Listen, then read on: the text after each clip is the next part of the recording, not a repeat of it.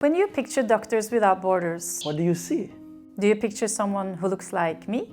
Helping someone who looks like me. This is a fundraising poster MSF Norway used in 2006. And we've been using pictures like this for a long time, including pictures of me.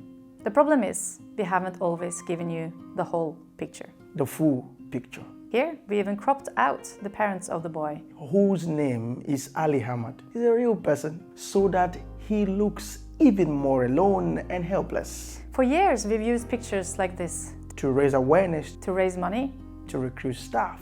But today, we recognize that these images Propagate a single story and perpetuate racist stereotypes of so-called white saviors. and powerless victims. But Doctors Without Borders has always been Nigerian without borders. Kenyans without borders. Filipinos without borders. Haïtiens sans frontières. Mexicanas sin fronteras. Human right Hindustan. 정없는 한국인. 여기까지 한국과의 있구나 많아 fronteras kan. Nepali, pinakunasimana. سوريون بلا حدود.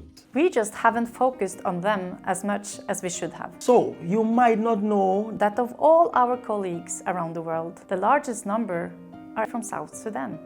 You might not know that this is because 4 out of 5 of our colleagues.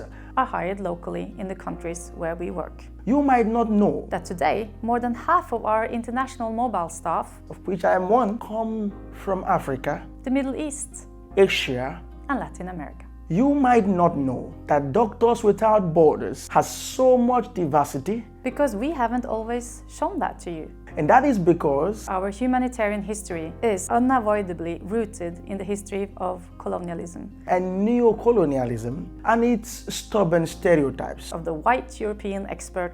and the distant order in need So now we've begun the long journey to change MSF culture, and way of communicating and advocating. and because we all have blind spots, we will certainly stumble along the way. But this isn't just about getting it done, it's about getting it right.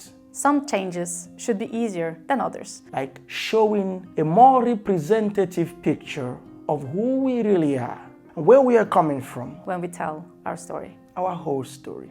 Of course, that story still includes people who look like me. Because that is still true. However, white people shouldn't be the center of every story. Because that is not the whole story.